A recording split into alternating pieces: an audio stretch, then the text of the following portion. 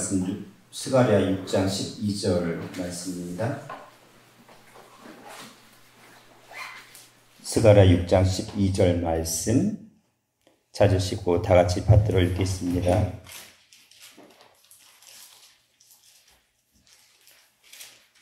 스가랴 6장 12절 말씀 시작. 고하여 이르기를 만군의 여호와께서 말씀하시되 보라 순이라 이름하는 사람이 자기 곳에서 돋아나서 여호와의 전을 건축하리라. 이는 하나님의 말씀이니라. 아멘. 오늘 말씀의 제목은 누가복음과 순이라는 사람, 누가복음과 순이라는 사람입니다. 지금 이제 누가복음에 대해서 계속 이제 하고 있는데요. 누가복음은 어떤 복음이다? 사람 복음이다. 인자의 복음이다. 라고 말씀을 드렸어요. 그렇죠? 사람 복음 그리고 인자의 복음이라고 말씀을 드렸는데 오늘은 이제 그 메시아를 예표하는 그 네 가지 싹에 있어서 순이라고 번역된 순이라는 사람이라는 관점에서 누가복음을 살펴보고자 합니다. 일단은 그 구약에서 예언된 그 네 가지 싹이 있죠? 메시아를 예언하는 네 가지 싹.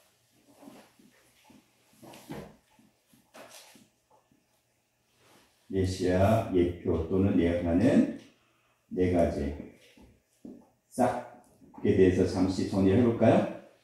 첫 번째가 그 다윗에게서 뭐가 나온다고 했었나요? 한 가지가 나. 예, 다윗에게서 한 의로운 가지, 의로운 가지가 난다라고 말씀을 하셨었죠. 이게 예레미야 23장 4절 5절. 이거는 이제 다 했으니까 이 참고를 알아두시고, 다윗이니까 왕이잖아요. 예, 그래서 왕으로 오시는 예수 그리스도를 말씀하고 있죠. 그래서 내 생물 그룹에 있어서는 어떤 거예요? 왕이니까 내 생물의 모습에서는 사자. 그래서 사자 복음이라고 말씀을 드렸습니다. 두 번째로는 내 종 순이 나게 하겠다. 내 종 순이라고 예언을 하셨었죠. 스가랴 3장 8절에 기록이 되어 있습니다. 스가랴 3장 8절에 내 종 순이라고 되어 있어요. 그래서 이거는 종이라는 관점에서, 즉 종으로 오시는 섬기기 위하여 이 땅에 종으로 오시는 예수 그리스도죠. 예수 그리스도. 그렇죠? 이것은 어디에 해당이 되냐면 다윗의 즉 왕으로 오신 예수 그리스도는 마태복음에 해당이 되는 거지만 종으로 오시는 부분은 어느 복음? 마가복음이죠. 마가복음이고요. 그리고 내생물 그룹에 있어서는 소에 해당이 됩니다. 세 번째, 오늘 해당이 되는 거죠. 그래서 이거는 이제 하나님께서 뭐라고 예언하셨냐면 순이라고 이름하는 사람이다. 순이라는 이름으로 온다. 근데 사람이라고 예언을 하셨죠. 스가랴 6장 12절에 해당이 되죠. 그래서 이거는 사람 복음, 그래서 인자로 오시는 하나님 앞에 사람의 아들로 인자로 오시는 예수 그리스도를 예표한 거죠. 그래서 무슨 복음인가요? 누가. 그리고 내생물 그룹에 있어서는 어떤 모습이죠? 사람이니까? 사람이죠. 사람이죠. 그렇죠. 예, 사람의 모습, 인자의 모습. 그런 되어 있습니다. 네 번째는요, 여호와의 싹이라고 되어 있어요. 여호와의 싹. 여호와의 싹이에요. 여호와의 싹. 그렇죠? 자, 여기서 뭐 다윗의 한 의로운 가지, 내 종 순 사람, 순이라는 이름 많은 사람. 근데 여기서 여호와의 싹이라고 있잖아요. 그렇죠? 여호와의 싹이라고 되어 있어요. 요거는 이사야 4장 2절에 해당이 돼요. 이사야 4장 2절에 해당이 되고, 이것은 누가복음은 인자로 오시는 예수 그리스도인데 여호와의 싹이라고 되어 있는데, 이것은 어떤 모습? 네? 요한 독수리. 예, 그렇죠. 일단은 그거 이전에 뭘 얘기를 해야 될까요? 여호와가 강조가 되어 있잖아요. 그러니까 이거는 뭐냐면 사람으로 오시는 예수님, 우리는 볼 때 거저 사람으로 오시는 예수님이지만 그분은 누구시다? 예, 하나님이시다. 예, 하나님. 즉 예수님의 신격, 예수님의 그 신격을 강조하는 거죠. 예, 신으로서의 예수님을 강조하는 거죠. 인자로 오시는 분은 이제 이거는 이제 예수님의 인성을 강조한 거지만, 이것은 신성을 강조한 거죠. 여호와의 싹. 그래서 이거는 요한복음에 해당이 되는 거예요. 요한복음. 그리고 구륵 내세물에 있어서는 독수리 이렇게 됩니다. 이것이 이제 메시아 예수님을 예표한 4가지 싹에 대해서 되어서 예언된 부분이에요. 그래서 오늘은 순이라고 이름하는 사람, 누가복음에 있어서 순이라고 이름하는 사람, 스가랴 6장 12절 말씀을 가지고 살펴보도록 하겠습니다. 자, 그러면 오늘 그 본문 말씀 보니까 여호와께서 말씀하십니다. 보라, 순이라 이름하는 사람이라고 되어 있어요. 그럼 여기서 강조한 건 뭐예요? 순이에요? 아니면 사람이에요? 사람이 강조된 거예요. 순이라고 하는데 그거를 뭐라고 지금 적용을 하셨냐면 사람으로 강조를 하셨어요. 그래서 두 번째로 순이라는 이제 이름의 사람이죠. 사람이에요. 순이라고 이름하는 사람이에요. 왜냐하면 여기서 한 의로운 가지 또는 순, 그리고 여기도 순, 그 다음에 여기 싹, 그 모든 것들이 히브리어로는 뭐라고 말씀을 드렸었나요? 다 똑같아요. 체마흐, 다 똑같은 히브리어예요. 똑같은 체마흐라는 히브리어인데, 여기서 전제 조건이 붙죠. 다윗의 한 이런 가지, 내 종, 그리고 사람, 여호와의, 그 전제 조건이 붙어요. 그렇죠? 동일한 히브리어인데 그 앞에 전제 조건이 붙으면서 동일한 히브리어 체마흐를 지금 4가지로 예언을 하고 있어요. 누가복음은 사람을 강조한다. 사람. 자, 그러면 이 사람을 강조를 하셨는데, 그러면 이 사람은 누구를 가리키는 걸까요? 사람은요, 여기서 사람은 히브리어로는 이쉬라고 해요.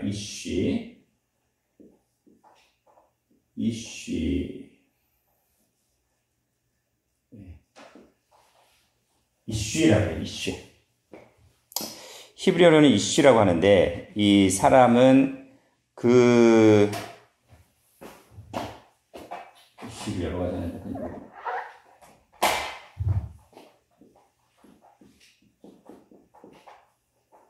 요거는 사람을 가리키는데 어떤 사람이냐면,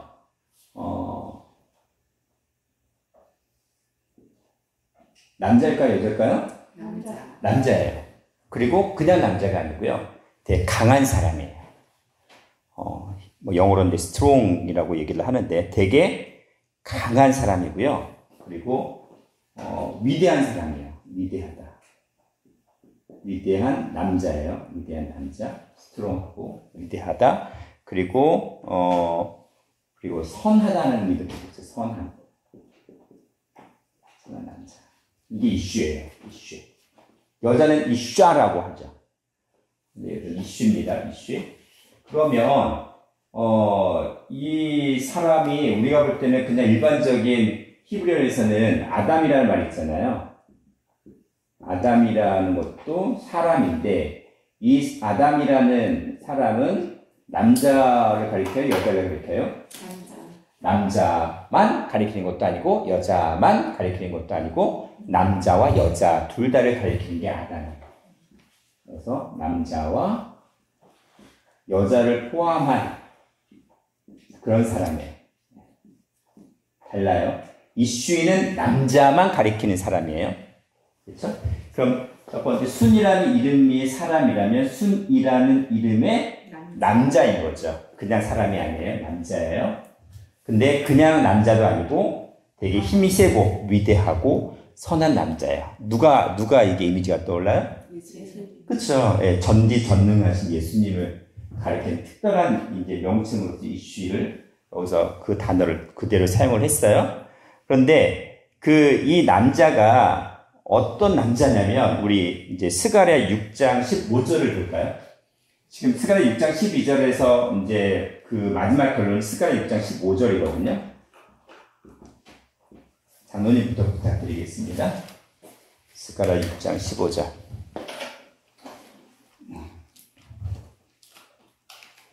먼데 사람이 와서 여호와의 전을 건축하리니 만군의 여호와께서 나를 너희에게 보내신 줄을 너희가 알리라. 네, 지금 이제 오늘 본문 말씀인 스가랴 6장 12절에서는 순이라 이름하는 사람이 여호와의 전을 건축한다라고 얘기를 했는데 그거를 스가랴 6장 15절에서는 어떤 사람이에요? 먼데라고 했어요. 먼데 사람. 이게 무슨 말씀일까요? 먼데 사람. 하늘에 계신 분이요. 하늘이라는 먼데예요? 먼데 사람이 있어요. 먼데 사람. 먼데, 아주 이 먼데라는 그 라호크라는 말이 있어요. 먼데다가는 라호크가 있어요. 라호크라는 말이 있는데 이거는 이제 먼데에 해당하는 히브리어인데 라호크라는 말이 뭐냐면 장소나 시간적으로 먼 곳도 있고요. 그리고 소중하다는 개념이 있어요. 소중한 그리고 특별한 또 의미가 있어요. 소중하다, 특별하다. 그리고 이 멀다는 개념에서 옛날의라는 개념이 있어요. 이 옛날은 히브리적인 개념을 보자면 상고 또는 태초의 개념을 가진 그런 옛날이에요. 상고, 태초. 그러니까 먼데라는 건 거리적인 시간적인 먼 그런 개념이 아니죠. 어떤 의미가 담겨질까요? 이 먼데 사람은? 태초. 네, 태초와 연관돼.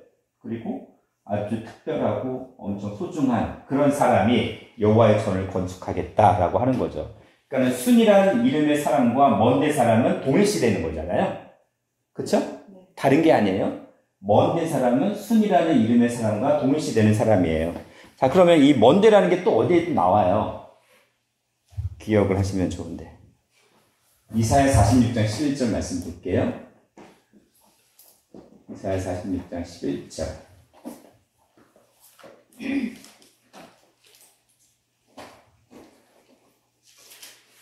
이사야 46장 11절 말씀. 내가 동방에서 독수리를 부르며 먼 나라에서 나의 모략을 이룰 사람을 부를 것이다. 네, 지금 이사야 선지자는 이 먼데 사람을 뭐라고 말씀하셨어요? 동방. 네? 아니, 일단 먼 나라.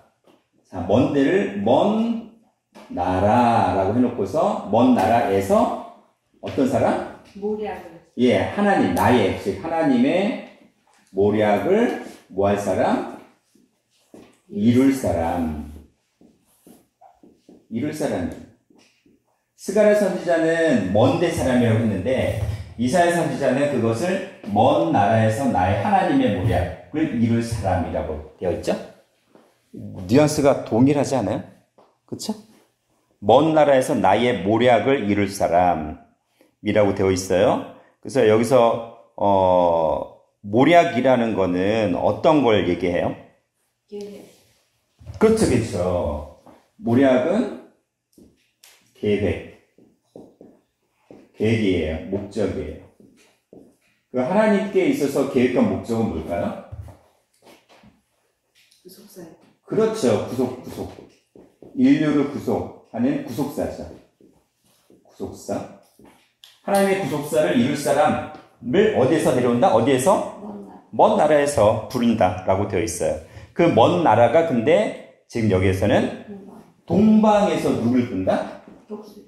예, 동방에서 독수리를 부른다라고 되어 있어요. 그러니까 먼 나라가 동방인 거예요. 먼 나라. 그리고 모략을 이룰 사람은 뭐예요? 모략을 이룰 사람은 독수리잖아요. 그렇죠? 자, 그러면 독수리에 대해서는 제가 올 새해부터 독수리 시리즈로 계속 주일날 설교했잖아요. 성경에서 궁극적으로 독수리가 말씀하는 상징적인 의미는 누구예요? 독수리가? 예수님. 예? 예수님. 예, 하나님, 일단은 하나님이시고 또 예수님이시죠. 그렇죠? 하나님이시고 예수님이세요. 독수리. 좀 전해볼게요. 순이란 이름 하는 사람은 먼데 사람이에요. 아주 특별하고 어떤 상고와 태초의 사람이에요. 그런 연관된 그런 개념을 가진 먼데 사람인데, 이 먼데 사람은 먼 나라에서 하나님의 모략, 하나님의 구속사를 이룰 수 있는 사람이에요. 근데 그 하나님의 구속사를 이룰 수 있는 사람은 동방에서 부를 수 있는 존재인데, 그 독수리라는 거예요. 동방의 독수리인 거예요. 그쵸? 여기까지 이제 정리되셨죠. 그러면 독수리는 하나님께서 어떻게 예표가 되셨어요? 독수리는 하나님이라고 얘기를 하셨어요. 동방에서. 자, 출애굽기 19장 4절 말씀 보시면 19장 4절 말씀에 이스라엘 백성을 출애굽시키셨을 때 하나님께서 이스라엘 백성을 출애굽시킬 때 어떻게 출애굽을 하셨다? 말씀이 나오죠? 독수리 날개 넣어서. 예. 조광군?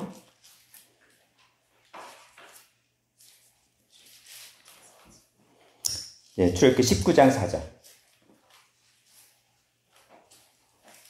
나의 애국 사람에게 어떻게 행하였음과 내가 어떻게 독수리 날개로 너희를 얻고 내게로 인도하였음을 너희가 보았느니라. 근데 지금 19장 2절 3절 말씀 보시면 하나님 여호와가 나오는데, 즉 하나님께서 애굽 사람에게 어떻게 심판하셨고, 그리고 즉 하나님께서 어떻게 독수리 날개로 너희를 업어서 내게로 인도하였음을 너희가 보았느냐? 그러니까 독수리는 누구예요? 여호와, 또 하나님을 가리킨다 라고 말씀하셨죠. 여호와 하나님이시다. 자, 요한계시록 12장 14절 말씀 보십니다. 요한계시록 12장 14절.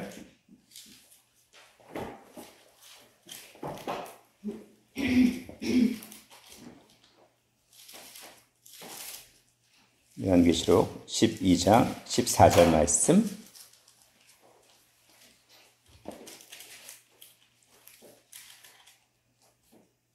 그 여자가 큰 독수리의 두 날개를 받아 광야 자기 곳으로 따라가 거기서 그 눈의 낯을 피하여 한때와 그때 반때를 양육받으며. 네, 여기서 요한계시록에서는 어떤 독수리예요? 예, 큰 독수리. 큰 독수리의 두 날개를 받아. 큰 독수리. 그것도 하나님의 말씀으로 인도하시고 보호하시는 그것을 큰 독수리의 두 날개로 얘기를 했어요. 큰 독수리를 그렇게 얘기를 했습니다. 그러니까 결국 뭐예요? 먼 나라에서 나의 하나님의 오락을 이룰 사람 부른다. 자, 이거는 뭐냐면 워낙 그 타락한 인간이 인류 역사가 깨닫지 못하니까 야, 동방에서 부를 거야. 동방에서. 근데 동방은 뭐예요? 동방은? 예, 일단은 케뎀이잖아요. 근데 이 케뎀은 뭐예요? 해 뜨는 곳이잖아요. 해 뜨는 곳. 그럼 해는 뭐예요? 10편 84편 11절에? 예, 해는 결국 하나님이잖아요. 하나님이죠. 그렇죠? 그러니까 동방에서 해 뜨는 곳에서 부른다 할 때는 우리가 못 깨달으니까 계속 일단은 이 동방에서 독수리를 부르겠다. 먼 나라에서 하나님의 모략을 이룰 사람을 부르겠다. 먼데 사람이다. 순이라는 이름하는 사람이다. 계속 이 얘기를 하는 거예요. 생각을 해보세요. 메시아를 가리키는 순이라고 생각하면 이게 그냥 싹이 트는 그 순을 얘기하면은 그게 메시아 같은 이미지가 떠올라요? 아니잖아요. 결국에는 이 순이라고 하는 개념은 그 그 사람을 메시아가 오시는 그 예수를 우리가 믿는다는 거는 말씀이라는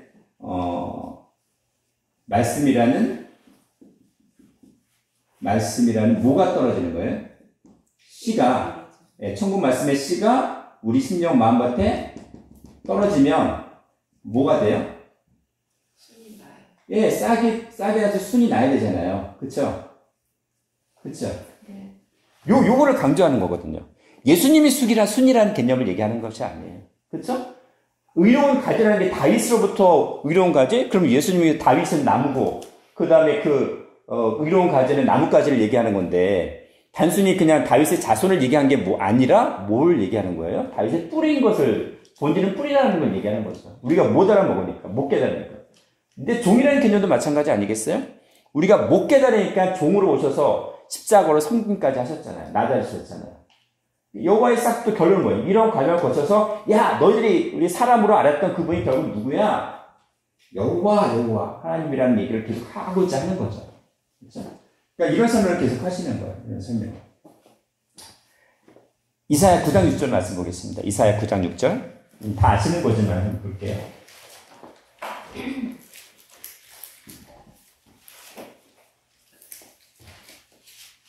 이는 한 아기가 우리에게 낳고 한 아들을 우리에게 주신다 들었는데 그 어깨에는 정사를 메었고 그 이름은 기묘자라 모사라 전능하신 하나님이라 영존하시는 아버지라 평강의 왕이라 할 것입니다. 이 구절을 제가 왜 읽었을까요? 왜 찾았을까요? 이 구절을 지금 여기에서 보시면 무슨 단어가 나오냐면 모사라는 말이에요. 모사가 무슨 의미예요? 카운셀. 예? 뭐 카운셀? 일을 계획하는. 예, 그렇죠. 계획하는 목적이나 그 모든 카운셀을 하거나 충고하고 조언하고 그 다음에 방책을 하고 어떤 신중한 어떤 그런 협의를 하고 그런 것들 모든 걸 다 포함하는 얘기잖아요. 그렇죠? 그러니까는 여기 이 모사가 그럼 어떤 의미인가요? 모략을 이룰 사람. 그렇죠. 모략. 이 모략과 모사는 똑같아요. 똑같아요.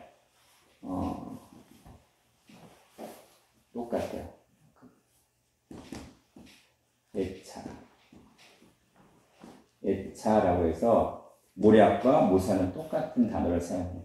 근데 모사라고 했잖아요. 모사. 좋은 자, 모사. 그러니까는 결국 누구를 가리킨다? 나의 모략을 이룰 사람이라고 했지만 결국 누구예요? 예수님.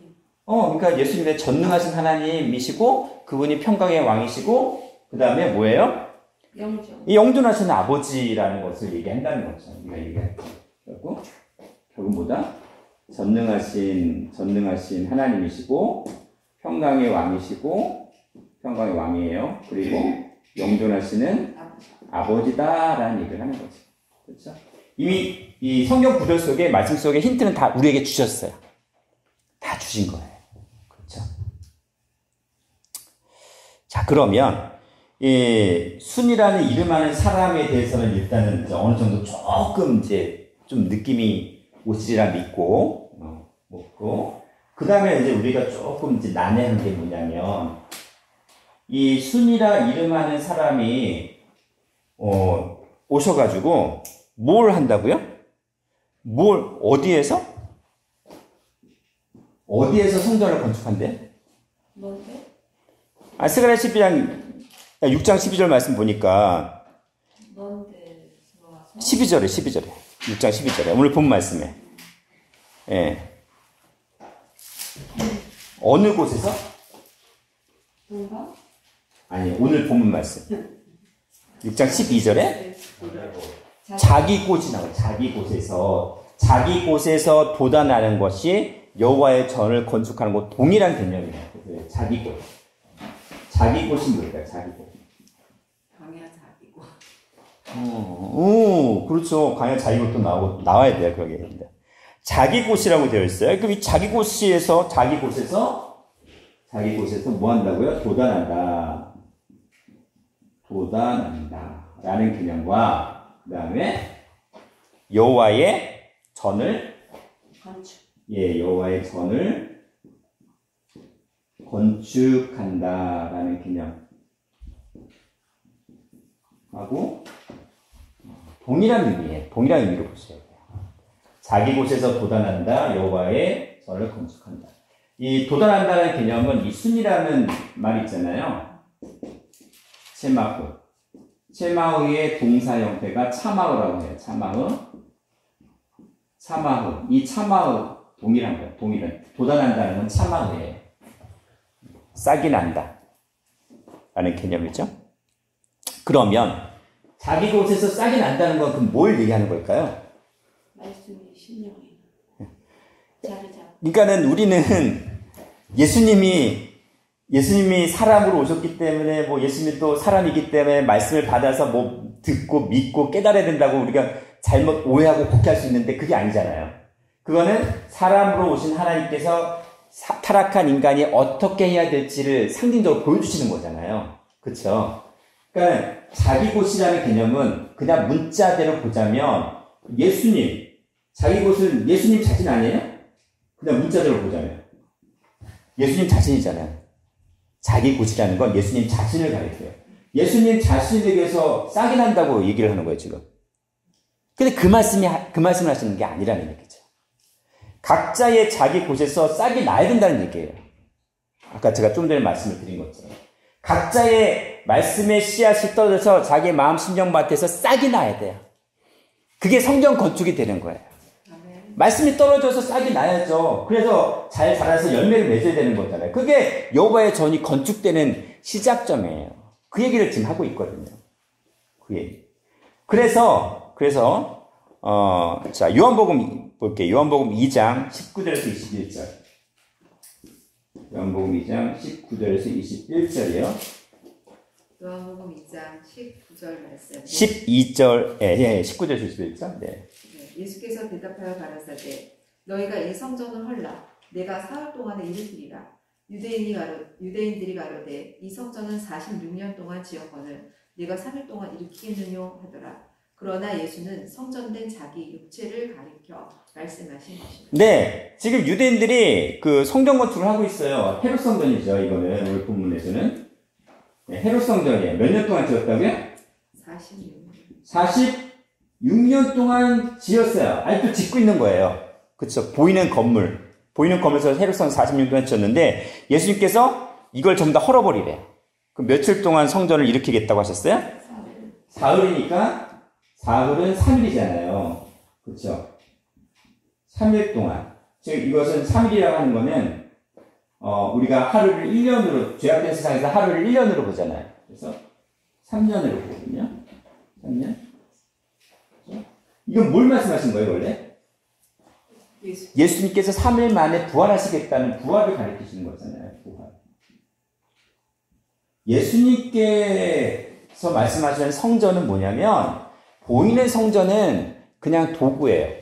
이 땅에 그 성전에 와서 성도들이 말씀을 듣고 말씀으로 다시 죽을 수밖에 없는 인간의 영혼육이 살아나게 만드는 그 과정을 양육시키는 그런 장소로서의 성전인데 건물이 중요한 게 아니거든요. 건물이. 그러니까 이걸 다 헐어버려. 보이는 건 다 헐어버려요. 그러면 어떻게 해요? 예수님께서 뭐 하시겠다? 예, 부활시키시겠다. 죽어야 된다는 얘기를 하시는 거죠. 죽어요. 자, 그러면 그냥 셈법을 잠깐 해볼게요. 46년에다가 뭘 결론을 추가하셨어요? 3년을 추가하셨죠. 그럼 몇 년이에요? 49년. 49년이잖아요. 이 49년에 어떤 의미를 가지고 있을까요? 곱하기로 보자면? 77에 49? 예, 77에 49가 나오네요. 그쵸? 7 곱하기 7. 49가 되죠. 뭘 얘기하는 걸까요? 완전해진다. 그렇죠. 이 7이라는 개념을 다 아시는 것처럼 땅의 수 4, 동서남북의 타락한 인류 역사가 하늘의 수 3, 성부, 성자, 성령, 삼위일체 하나님의 말씀을 만나면 구원받는다는 완전수잖아요. 그 완전수에다가 곱하기 또 7을 해버리니까 49가 되는 거잖아요. 결과적으로 보잖아요.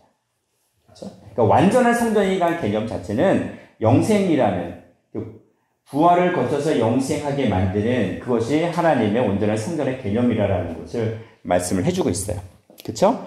그래서 이거 갖다가 요한복음 2장 21절에는 뭐라고 하시냐면 지금 요거를 예수님께서는 뭐라고 표현하셨다고 21절에 성전된 예수가 말씀하시기를 성전된 무슨 육체? 자기 육체. 성전된 자기 육체를 가리킵니다. 자, 그러면 성전된 자기 육체는 누구에게 적용이 돼야 되는 말씀이에요? 그렇죠, 그렇죠. 우리가 각자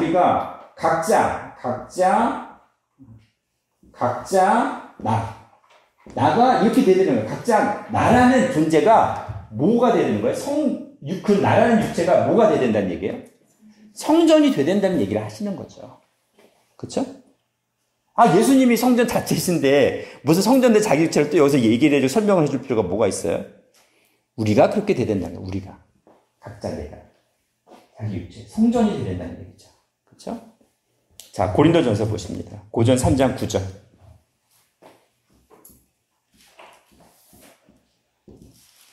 고전 3장 9절 말씀.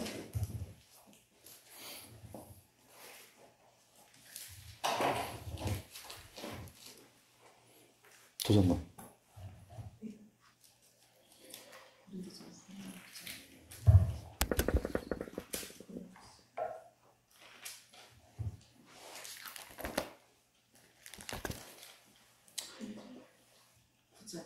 네, 3장 9절.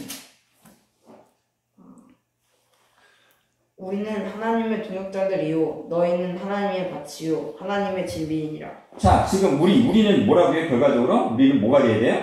하나님의 동역자고 그리고 밭이고 또 뭐가 된다고요? 집. 하나님의 집이라는 거죠. 우리가 하나님의 집이어야 된다고요. 우리가 각자 내가 하나님의 집이라는 거죠. 이 하나님의 집은 뭐예요?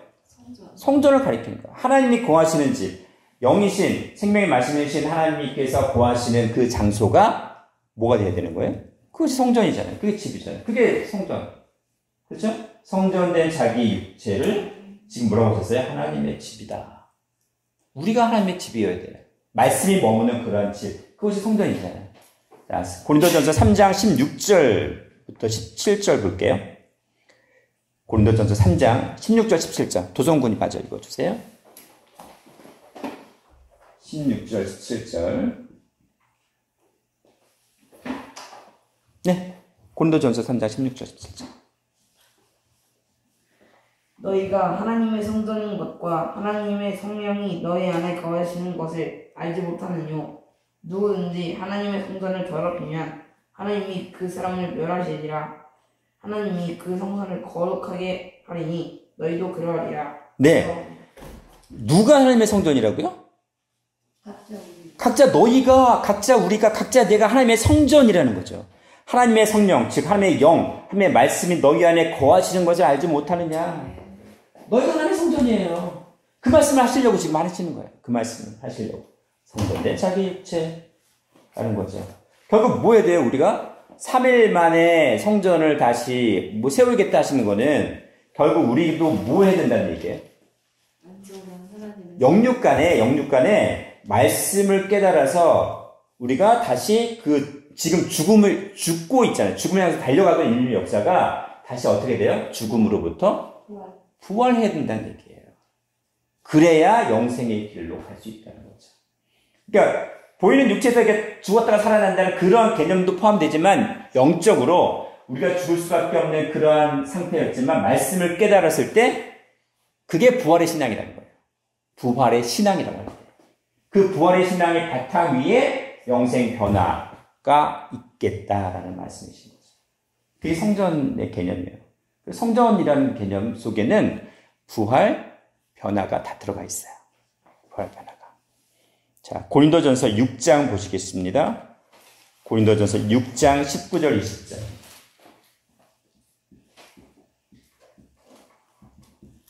예, 장로님 부탁드리겠습니다. 19절. 너희 몸은 네.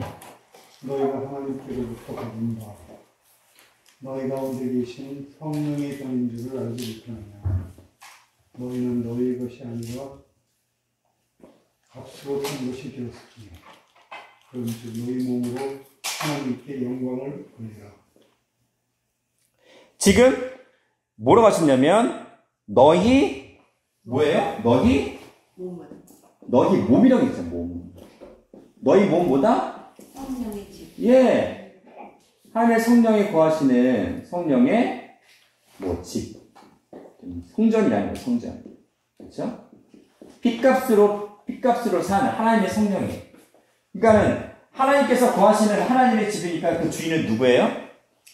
하나님이시죠. 내가 아니라 그 주인, 그 집주인, 그 교회, 성전의 주인은 하나님이라는 거예요. 그렇잖아요. 그래서 우리 육신이요. 그래서 귀한 거예요. 몸을 그래서 이 죄악을 지는 어쨌든 범죄하는데 이 몸을 사용하는 것 자체가 뭐 하는 거예요? 성전을 무너뜨리는 행위가 된다는 얘기죠. 그래서 이 육신도 중요해요. 그러니까 예수님께서 이 땅에서 이름하실 때 내 영과 혼과 육이 흠없이 보존되기를 원하노라 하신 게 다 그런 의미가 다 있는 거죠. 그렇죠? 자, 그러면 고 갖다가 이런 가정을 뭐라고 하셨냐면 자기곳이라고 해요. 자기곳. 그렇죠? 이 자기곳에 대해서 좀 정리를 하고 마무리 지을게요. 자기곳. 근데 자기곳은 결국 뭐였어요? 성전이죠? 성전이고 하나님의 집이에요. 하나님의 집이라고 되어 있잖아요. 이걸 정리 한번 해보겠습니다. 자, 자기곳. 아까 일단 요한계시록 보겠습니다. 요한계시록 12장 보십니다. 요한계시록 12장 6절.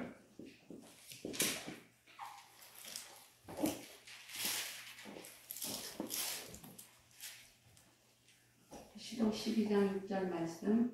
그 여자가 광야로 도망하매 거기서 1260일 동안 저를 양육하기 위하여 하나님의 예비하신 곳이 있더라. 네. 그 해를 입은 여자가 도망을 갑니다. 도망을 이제 하나님께서 피신시키셨어요. 그렇죠? 근데 어디로? 광야라고 돼 있어요. 이 광야는 뭐다? 하나님께서 뭐 하신 곳? 예, 양육하시기 위해서. 양육을 위해서 예비하신 곳이죠? 예비하신 곳. 이곳이 광야예요. 그렇죠? 며칠 동안? 며칠 동안? 1260. 그렇죠. 1260일 동안. 1260일 동안. 2일. 그렇죠? 날 1일인데 이것은 뭘 나타내요? 달이 아니라? 해죠. 해를 상징하죠. 그렇죠? 광야로 피신을 시키십니다. 피신시켰으니까 피난처죠. 근데 그곳은 하나님께서 양육하시는 곳이고 예비하신 곳이에요. 며칠 동안? 1260일 동안 이야기되어 있어요. 그 다음에 아까 이제 읽었긴 했는데 14절도 마저 읽어주세요, 권사님. 요한계시록 12장 14절.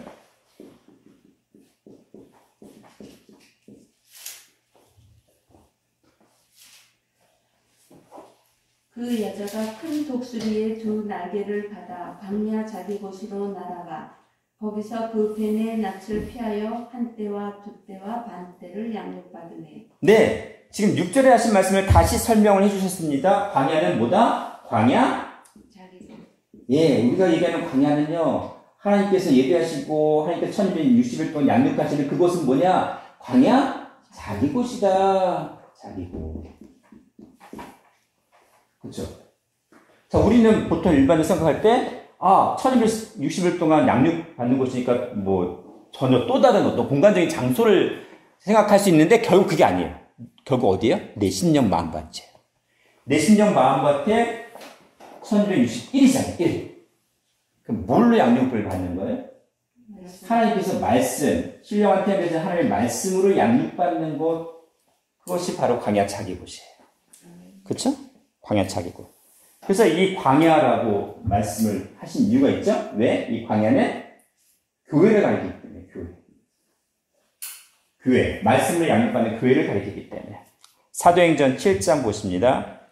사도행전 7장 37절에서 38절.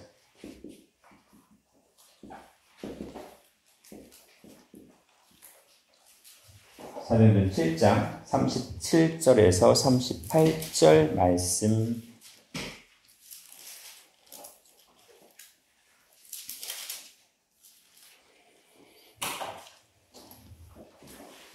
네, 좋은 거. 이스라엘 자손을 향하여 하나님이 너희 형제 가운데서 나와 같은 선지자를 세우리라 하던 자가 곧 이 모세라 시내산에서 말하던 그 천사와 및 우리 조상들과 함께 광야 교회에 있었고 또 생명의 돌을 받아 우리에게 주던 자가 이 사람이라. 네, 광야는 뭐다? 교회다. 근데 이 광야 교회는 뭐냐면 생명의 도. 생명의 도를 받아서 생명의 도. 생명의 도는 뭐예요? 말씀이잖아요. 그렇죠? 생명의 말씀. 그렇죠? 생명의 말씀이요. 생명의 말씀도죠. 말씀을 받아서 광야 교회에서 양육하고 훈련했던 것을 나타내죠. 이스라엘 백성의 광야 40년 기간이 영적으로는 이런 광야 교회였다. 하나님의 말씀, 생명의 말씀으로 양육받고 훈련받는 그런 곳이었다. 그게 영적인 광야 교회였다라고 말씀하시는 겁니다. 그렇죠? 그러니까는 광야 자기 곳은 결국 교회예요. 어떤 교회? 각자 자기 신령. 예.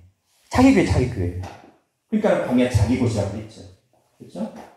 그러니까는 예수님이 성전된 그냥 육체가 아니라 자기 육체라고 강조하십니다. 자기 육체. 자기 곳. 그리고 자기 곳에서 돋아나서 자기 곳. 여호와의 전. 자기 곳이 여호와의 전, 하나님의 전이고 돋아난다는 건축한다라는 개념입니다. 그게. 한 구절만 읽고 마무리하겠습니다. 한 구절만. 이사야 보십니다. 이사야 26장 20절에서 21절. 이사야 26장 20절에서 21절 말씀. 백성들아 갈지어다. 그 밀실에 들어가서 내 문을 닫고 분노가 지나기까지 잠깐 숨을 지어다. 보라, 여호와께서 그 처소에서 나와서 땅의 거민의 죄악을 벌하실 것이라. 땅이 그 위에 젖었던 피를 드러내고 그 살해당한 자를 다시는 가리우지 아니하리라. 네, 지금 마지막 때를 이사야 선지자를 통해서 예언을 해주셨는데 내 백성아 갈지어다. 어디로 가요? 내 백성아 갈지어다. 근데 어디로 가라고요? 예, 너의 밀실, 내 밀실이잖아요. 내 밀실. 내 밀실, 너의 밀실이죠. 너의 밀실, 너의 은밀한 곳. 말씀을 깨닫는 은밀한 곳. 내가 지켜야 될 가장 중요한 소중한 곳. 내 밀실에 들어가라는 거예요. 내 백성아, 하나님의 백성아, 내 밀실, 말씀으로 양육받는 하나님의 신령한 광야 교회로 들어가서 내 문을 닫고 분노가 지나기까지 잠깐 숨을 지어다. 마지막 때에 우리가 살아남을 수 있는 그 어떤 핵심적인 내용을 말씀을 해주신 거죠. 그렇죠? 뭐 마지막 제3차 대전 때는 어디로 피해든다, 어디로 뭐 피난처가 있다, 뭐 그런 얘기를 하는 사람들이 되게 많아요. 근데 우리는 어디로 피하실 거예요? 어디로 피하실 거예요? 네? 저기 땅 어디 무슨 봉화산에 가서 거기다 산 위에다가 깊이 지하를 엄청 깊이 파가지고 거기다가 뭐 콘크리트로 핵폭탄이 떨어져도 죽지 않을 만큼 뭐 그런 사람들 말하는 분들이 되게 많아요. 유튜브 보시면은 의외로 많아요. 근데 하나님께서 우리에게 말씀하시는 메시지는 뭐예요? 예, 너의 메시지예요. 그건 뭐예요? 하나님이 말씀이 거하시는 각자, 각자 우리가 결국 뭐예요? 그게 메시지라는 거죠. 노아 방주가 노아 홍수 때 살아남을 수 있었던 이유는 뭐냐면 하나님의 말씀을 온전히 믿었던 그 믿음이 있잖아요. 그게 방주로 나타난 거잖아요. 그렇죠? 그게 피난처였던 거죠. 그게 너의 미실이. 그게 중요하다. 그렇죠? 그래서 아까 이제 여기 광야교회는 1262개라고 했잖아요. 이 반대가 뭐냐면 42달이잖아요. 그렇죠? 이거 42달을 날로 환산하면 1260을 맞죠? 1260을 달로 환산하면 42를 맞잖아요. 근데 42달이잖아요. 달은 밤을 나타내요. 밤. 그렇죠? 42달은 심판이에요. 심판이에요. 우리 속에 말씀이 없으면 심판의 대상이 돼요. 심판의 대상. 그 우리가 전에도 계속 살펴봤잖아요. 그렇죠? 요한계시록 11장 2절 말씀 그리고 13장 5절 말씀 보시면 성전반 마당은 청량하지 말아라. 거기서 이방인이 42달 동안 짓밟겠다고 하셨잖아요. 심판 대상이 되는 거죠. 그리고 짐승이 일을 하는 기간이 바로 42달이에요. 요한계시록 13장 5절에 나와 있잖아요. 그렇죠? 우리는 1260일 동안 말씀으로 양육을 받아서 뭐 해야 돼요? 말씀만 난 딱 받고 끝이 아니라 뭐 해야 돼요? 받아 먹었으면 전해야 되는 거, 토해내야 되는 거잖아요. 요한계시록 10장에 보시면은 해를 입은 여가가 힘센 다른 천사가 작은 책을 갖고 있어요. 편호의 작은 책을 딱 말씀해 주세요. 그러니까는 그 감췄던 말씀을 공개하신 거죠. 그 말씀을 두 증인에게 갖다 먹어버리래. 그 두 증인이 요한계시록 11장에 봐서 그 작은 책을 갖다 먹고 뭐 해요? 며칠 동안 예언을 해요? 1260일 동안 예언을 한다고 요한계시록 11장 3절에 말씀하셨잖아요. 그렇죠? 먹으면 예언을 해요. 1260은 양육뿐만 아니라 그 받은 말씀으로 양육받은 그 내용을 선포하는 기간이에요. 선포하는 기간까지 포함된 게 1261입니다. 그리고 42달은 뭐예요? 성전 마당에 해당이 돼요. 성전 안이 아니라 성전 밖 마당은 이방인이 와서 완전 짓밟는 기간이에요. 심판의 대상이 되는 거죠. 그리고 동시에 짐승들, 즉 사단마귀 붉은 용의 세력이 일하는 기간이 42달이라고 말씀을 하고 있습니다. 그래서 순이라 이름하는 사람은 결국 누구를 예표한다는 거죠? 동방에서 오시는, 먼 나라에서 오시는 거잖아요. 그렇죠? 잠깐 한번 생각을 해볼까요? 지금 이스라엘이라는 지역에서 여기가 이스라엘이라고 보면 이스라엘이라는 지역에서 먼 나라는 어딜까요?